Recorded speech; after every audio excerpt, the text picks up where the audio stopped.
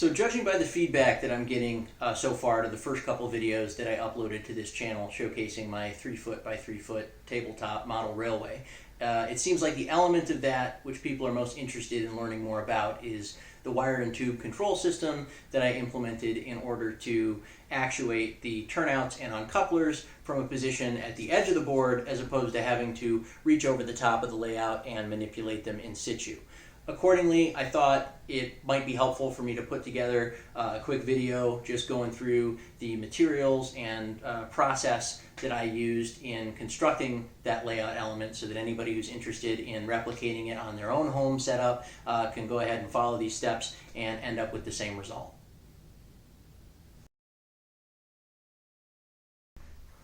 So in terms of materials, once I've identified the surface that my layout is going to live on, the first thing that I do is I cover that surface in a layer of this 3/16 inch thickness faced foam board that I buy at the Dollar Tree in 20 inch by 30 inch sheets. And the reason for that is to create a nice level surface for track laying that can be easily cut with a knife and has enough thickness to conceal the tube that we will be using to route our wires for controlling layout elements from the edge of the board.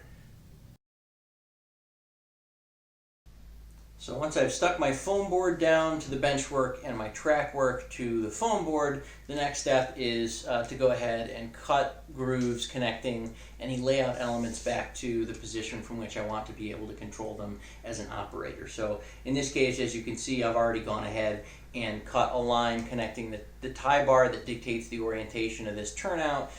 back to the edge of the layout closest to me. I should mention at this point that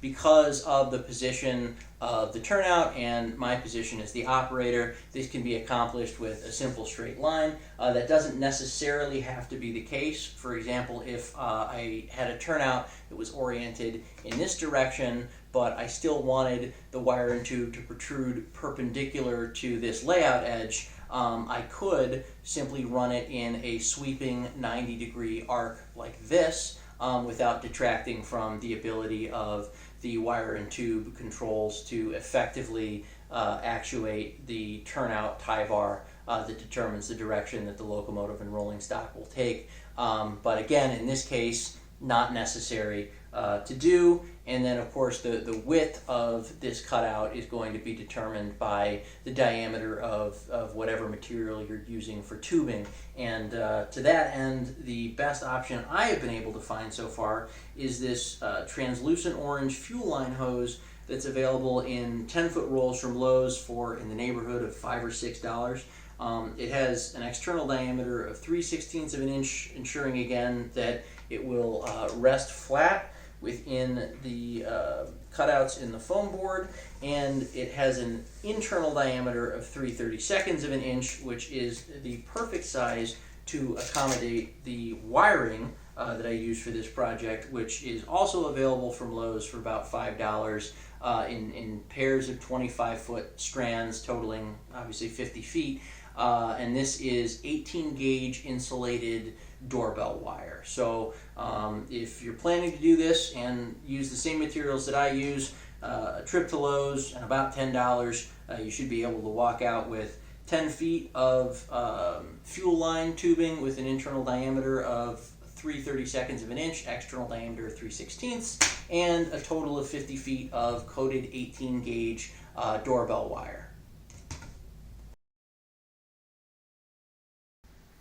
After returning from the store with my materials, the next thing I do is cut a length of wire that's a couple inches longer than the groove in the foam board, with those extra couple inches at this side just being so that in a future step I can fashion them into a handle, but I don't need to worry about that just yet. Instead, I'm going to focus on the other end of the wire where I have stripped about a ½ inch of the insulation off to expose the bare copper core underneath, and then I have taken that solid copper wire and bent it up at a roughly 90-degree angle to create a little bit of a hook. And that hook is ultimately going to be what connects the wire to the turnout. Hopefully you can see from this angle in the sliding tie bar that controls the direction of the turnout, there are two small holes Those holes are actually the rivet attachment points connecting the sliding tie bar to the directional rails that actually determine the direction that the locomotive takes as it passes over the turnout. But for our purposes, they make for an excellent attachment point for our wire. So with that having been said, it's a little difficult to do this on camera. So unless I get incredibly lucky here, I am probably going to end up having to cut the video, do this off camera, and then come back once everything is properly in place. But the gist of it is I am coming in with the wire at a bit of an angle, and again, because in this hypothetical scenario, the foam board would actually be fixed down to the surface of the benchwork, so I wouldn't be able to pick it up and lift it like this. It just happens to be helpful for demonstration purposes that it isn't, as I just sort of showed. So because it's fixed to the board, in order to make room for the hook to slide in underneath the baseboard in that limited space, you sort of have to come in at a little bit of an angle like this, and then try to lower the wire down in such a way that it levers the hook up through one of those two holes in the sliding tie bar. So if you were to imagine that instead of having a top-down view of the layout, you were actually looking at it from underneath, what that would look like is the wire coming in and then dropping through one of these two holes in the tie bar, it doesn't matter which one, and then being positioned into the groove. And hopefully this better illustrates the whole purpose of what we're doing here, because now as long as I hold the wire in place, which it simulates the tube that's eventually going to surround the wire, when I pull and push the exposed section of wire closest to me, I am able to change the direction of the turnout. So again, got to fix everything in place, but this is the basic operating principle. It's just that instead of coming in from the top, the wire is going to obviously be running underneath the track and poking through those holes from the bottom. So I will go ahead and do that and come back once everything is where it needs to be. Alright, so once you have successfully routed your wire from underneath, the next thing you need to do is cut a section of tubing equal in length to the groove in the foam board, and then take that length of tubing and thread the wire through it, being careful as you do that not to cause the hook to come disconnected from the sliding tie bar in the turnout. So good news is, once you get this far enough that the wire is poking out the other end, it becomes fairly easy to just slide the tube the rest of the way until it's butting up against the road ties in the turnout, at which point you can just lay it down in the groove nice and flat like this. And really all that's left to do from here is glue the tube in place so that it doesn't come back out, and I guess optionally fashion this into a little bit more presentable of a handle, although again that's not strictly speaking necessary, but I will go through my method for how to do that. As far as the gluing goes, you do have to be a little bit careful because a lot of adhesives you might want to use will actually melt the styrofoam. Super glue will do that, E6000 and most other like rubber cement contact adhesives will do that as well. So what I am going to be using is some construction adhesive. I think Liquid Nails is the brand name, but others are available. And just laying a thin bead of that underneath in the groove, and then repositioning the tubing down on top of it, holding it in place with some weights until that glue has time to set and ultimately cure. So I will go ahead and do that now and come back after everything is nice and firmly set in place so that I can work on the handle without worrying about messing up the glue that's holding everything in place. So real quick, one other thing that I just realized I didn't mention but probably should is that because I don't actually want to glue this foam board down to the surface of my living room coffee table, what I went ahead and did is run some packing tape down the length of the groove from underneath so that will hopefully prevent any of the glue from making its way through. But obviously there's only one way to find out for sure, so wish me luck and I will let you know. We returned the next day to find that the glue holding the tube in place between the two adjacent sections of foam board has had enough time to cure,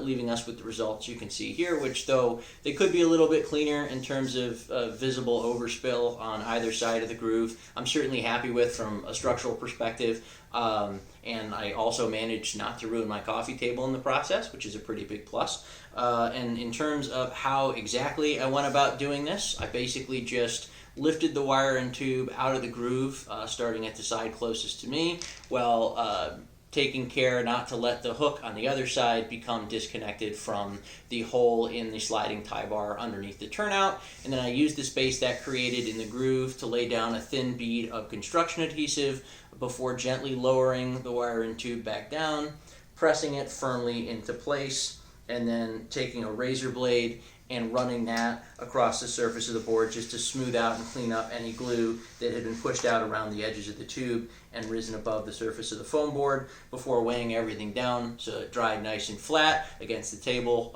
before leaving it overnight to do so. And then I came back this morning, removed the weights, and was greeted with the results you see here. So at this point, I think really all that's left to do is clean up this loose bit of wire and fashion it into something that hopefully approaches a presentable handle, and then run some trains to make sure everything works nice and smoothly. So the best system that I've actually come across for adding handles to the end of your wire and tube controls actually involves the use of these little 15 millimeter diameter rubber beads you can buy in assorted color packs of 15 from the Dollar Tree for $1.25. And what's so great about that is each 15 count pack contains 3 or 4 beads each in a variety of different colors, so that if you have a number of different layout elements in a small space, or a variety of different layout elements, be they turnouts, uncouplers, semaphore signals, etc., and you've scenicked over the baseboard to the point where you can no longer easily trace the path that the wire and tube is taking from the edge of the board nearest you to whatever layout element it's connected to at the other end, you can visually identify, based on the color of the handle, what each wire and tube is connected to. And the process for actually attaching these beads begins with making sure that you've pushed the wire as far as you can away from you, so that in the case of a turnout, for example, the sliding tie bar underneath is pushed all the way out to its furthest most position away from you, before going ahead and taking the wire, and pliers help a lot with this, and bending it over on itself a full 180 degrees, about an inch away from the edge of the board, like this. And then you can also take the pliers and just squeeze it down a little bit to make the next step slightly easier. Once you have that, and I'll bend it up here so you can see better, once you have that 180 degree bend, the next thing you do is take the rubber bead and slide it over that doubled over wire until not only is the butt of that bend extending from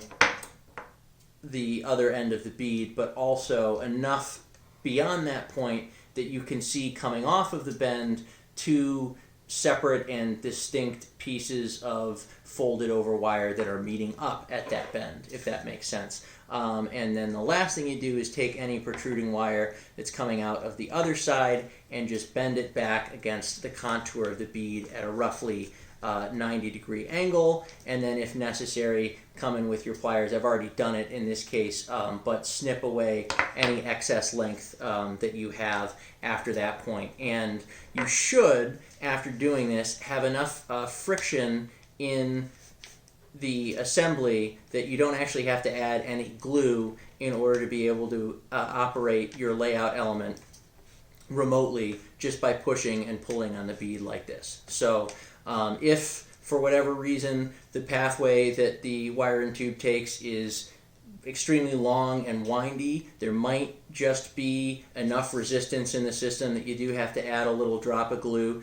to the opening of the bead on the side closest to you, so that it doesn't come and slip back off of that doubled over section of wire. But I've never needed to do that, just sort of theoretical at this point. But in this case, I'm perfectly happy with how secure that bead is on there and